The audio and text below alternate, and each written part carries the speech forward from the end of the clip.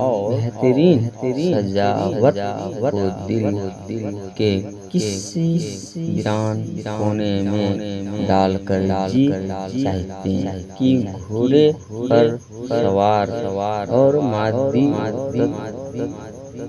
परिस्थिति चीजों की मेहनत की तरफ दौड़ रही है।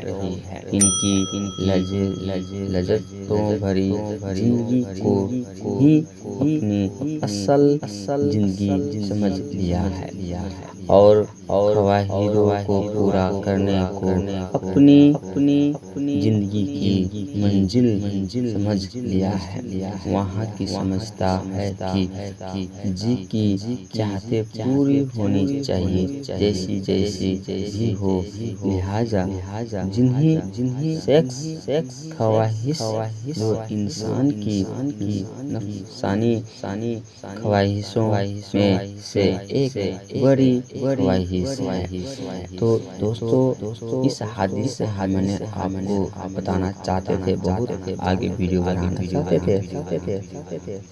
वीडियो बहुत बड़ा न होने के कारण हम आपको यहीं पर आज की वीडियो यहीं तक मैं ख़त्म करता हूँ।